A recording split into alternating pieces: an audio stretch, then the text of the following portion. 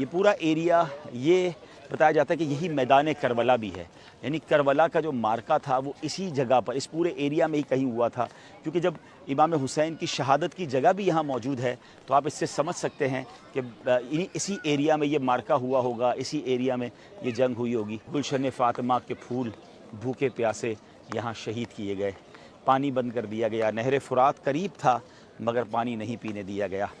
مگر ایک پرسنالٹی کا میں ذکر کرنا چاہوں گا، حضرت حر رضی اللہ تعالیٰ عنہ۔ اچھا، آپ کی شان یہ ہے کہ دیکھا جائے تو آپ وہی تھے جنہوں نے امام حسین کو کربلا کے اس میدان میں انٹرسیپٹ کیا تھا۔ آپ تو کوفہ جا رہے تھے نا، یہ ایکچولی یہ کوئی آبادی نہیں تھی، یہ پورا ایک ریگستان تھا، دریا کا کنارہ تھا، اور امام حسین کو یہاں روک لیا گیا کوفہ جانے سے۔ کوفہ میں لوگ ویٹ کر رہے تھے، بہرحال ویٹ بھی نہیں کر رہے تھے، سچی بات تو یہ کہ حضرت مسلم بن عقیل سے بے وفائی کر چکے تھے۔ حضرت حر رضی اللہ تعالیٰ عنہ نے امام حسین کو انٹرسیپٹ تو کیا، روکا تو صحیح، مگر دل میں محبت بہت تھی۔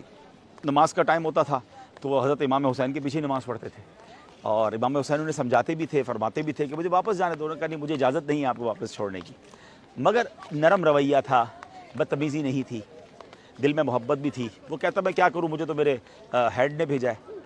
بہرحال پھر جب دیکھا کہ امام حسین بیعت نہیں کر رہے یزید کی، اور حر جو ہے وہ تھوڑا سا نرمی بھی کر رہے ہیں، تو اب یزید پلید نے، ابن زیاد نے 22,000 کا لشکر بھیج دیا۔ 22,000 لوگ کس کے مقابلے کے لیے آئے؟ 72۔ انہیں پتا تھا کہ یہ وہ عظیم ہستیاں ہیں جو مولا علی کا خون ہیں، یہ چند لوگوں سے ان سے مقابلہ نہیں کیا جا سکے گا۔ بہرحال اب جب 22,000 کا لشکر بھی آ گیا اور جنگ قریب ہو گئی شروع ہونے کے، امام حسین نے جب خطبہ دیا 10 محرم کو کہ لوگوں سوچو میں کون ہوں، میں کس کا نواسا ہوں، اور ایسا مت کرو میرے ساتھ، تم اللہ کے رسول کو کیا جواب دو گے؟ تو اب کیا ہوا ناظرین، حضرت حر کے دل کی دنیا بدل گئی۔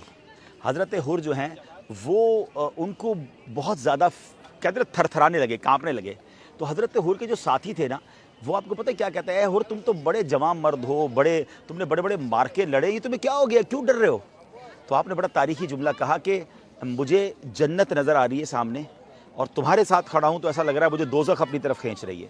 مجھے ادھر مال ہے، ادھر شہرت ہے، ادھر اقتدار ہے، مگر سامنے مجھے امام حسین کے پاس جنت نظر آ رہی ہے۔ اور امام حسین نے اعلان بھی کچھ ایسا کیا تھا کہ ہے کوئی خاندان نبوت پر اپنی جان قربان کر دے۔ حضرت حر کے ساتھیوں نے روکنے کی کوشش کی، مگر حضرت حر نے فیصلہ کیا، اور وہ تاریخی فیصلہ کیا۔ ناظرین اس مومنٹ کو یاد کیجئے گا، میں کچھ آپ سے بات کرنا چاہتا ہوں۔ اس 1 منٹ کا جو فیصلہ تھا، وہ نہ کرتے فیصلہ، سوچتے ہی رہ جاتے، تو آج دنیا میں انہیں کوئی نہ پہچانتا۔ ہم 22,000 یزیدیوں میں کس کا نام پتہ ہے؟ کتنوں کا نام ہمیں پتہ ہے؟ آپ بھی دنیا میں کہیں چلے جاتے، اور اگر ہوتے تو شاید ایسا نہ ہوتا تو لوگ انہیں بھی ملامت کر رہے ہوتے۔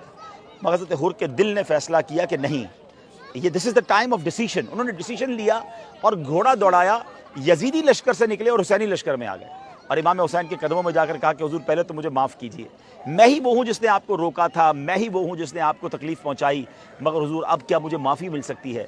امام حسین تو خاندان نبوت کے چشم و چراغ ہیں نا، نبی پاک کے نواسے ہیں، آپ نے فرمایا تمہیں معافی ہے۔ اب انہوں نے کہا حضور اجازت دیں، میں اب آپ کی طرف سے لڑوں گا۔ یہ عجیب منظر تھا کہ تھوڑی دیر پہلے جو یزیدی لشکر میں ہے تلواریں لیے کھڑے ہیں، اب انہی کے لشکر کا ایک سپاہی، بلکہ انہی کے لشکر کا ایک اہم سپاہی جنرل، اب وہ سامنے والی فوج کی طرف سے لڑنے آ رہا ہے۔ اور ایسا ہوا کہ اب لڑتے لڑتے لڑتے اب شہید ہو گئے۔ اللہ اکبر۔ لیکن وہ جو ڈیسیشن تھا نا، اس نے حضرت حر کو کہاں پہنچا دیا کہ آج جب بھی حضرت حر کا ہم نام لیتے ہیں تو رضی اللہ تعالی عنہ نام کے ساتھ لگاتے ہیں۔ وہ شاعر کہتے ہیں نا، یہ نعرہ حر کا تھا جس وقت فوج شام سے نکلا، کہ دیکھو یوں نکلتے ہیں جہنم سے خدا والے۔ اچھا، واقعہ آپ نے کئی بار سنا ہوگا، مگر اسی کربلا کے میدان سے میں اس سے ایک میسج دینا چاہتا ہوں۔ ہم میں سے بہت سارے ایسے ہوں گے جو حرام کما رہے ہوں گے، مجھے سننے والوں میں سے ہو سکتا ہے ایسے بہت سارے ہوں گے جو غلط کام کر رہے ہوں گے، کوئی شراب پینے والا، کوئی بدکاری کرنے والا، کوئی حرام زندگی گزارنے والا۔ اچھا، اسے پتہ بھی ہوتا ہے میں غلط کر رہا ہوں، اچھا سوچتا بھی رہتا ہے نہیں یار، جھوٹ نہیں بولنا چاہیے، حرام نہیں کمانا چاہیے، سود کا کام نہیں کرنا چاہیے، شراب نہیں پینا چاہیے، غلط صحبتیں نہیں اپنانی چاہیے، غلط کام نہیں کرنا چاہیے، مگر فیصلہ نہیں کر رہا ہوتا، سوچ رہا ہوتا ہے ہاں ابھی چھوڑ دوں گا، رمضان میں چھوڑ دوں گا، کچھ عرصے بعد چھوڑ دوں گا۔ لیکن اسی کچھ عرصے بعد میں کرتے کرتے کئی لوگ دنیا سے چلے گئے۔ حضرت حر کا یہ واقعہ مجھے اور آپ کو جھنجھوڑ رہا ہے کہ دیر نہ کیجیے، ہمت کیجیے، نکلیے یزیدی کاموں سے۔ ہاں یزیدی کام ہی تو ہیں، یزید کے لشکر والے کیا کرتے تھے؟ شراب پیتے تھے، ناچ گانے، ڈھول تماشے، بے حیائیاں، بدکاریاں۔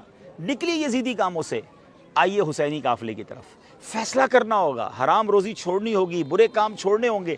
یہ 1 منٹ کا ڈیسیشن جو ہے نا آپ کو یزیدی کاموں سے نکال کر امام حسین کے قدموں میں لے آئے گا۔ کربلا کے میدان سے دیا ہوا یہ میسج امام حسین اور حضرت عباس کے دونوں مزارات کے درمیان میں کھڑے ہو کر جو میں پیغام دے رہا ہوں، اللہ کرے یہ دل میں اتر جائے میری بات، اللہ کرے کہ ہمیں ان کی باتوں سے ہمیں یہ فیضان مل جائے، ان فضاؤں سے بھی یہ فیضان مل جائے کہ ہم سب اب امام حسین کا روضہ ہمارے سامنے ہے۔ تو پیغام قبول کیجئے، زندگی میں تبدیلی لائیے، آئیے حسینی کاموں کی طرف۔ حسینی کام کیا ہے؟ نماز پڑھنا۔ کربلا کے میدان میں بھی تو نماز پڑھی تھی نا۔ اچھا یہاں بیویاں بھی تھیں، خاندان نبوت کی خواتین تھیں، گھر کے نوجوانوں کی لاشیں پڑی ہیں مگر پردہ نہیں چھوڑا۔ تو میری بہنیں بھی کربلا کے میدان سے پیغام لے کے اب پردہ کریں گی۔ حسینی کام کیا ہے؟ نمازیں ہیں، دعائیں ہیں، سجدے ہیں، صبر بھی تو ہے نا۔ ہم میں سے بہت سارے اس وقت وہ ہوں گے جو کسی تکلیف میں ہوں گے، کوئی بیمار ہوگا، کوئی قرضے میں ہوگا، کسی کی فیملی پرابلمز ہوں گے، مگر شکوے ہیں، شکایات ہیں، اللہ کی بارگاہ میں کمپلینز ہیں۔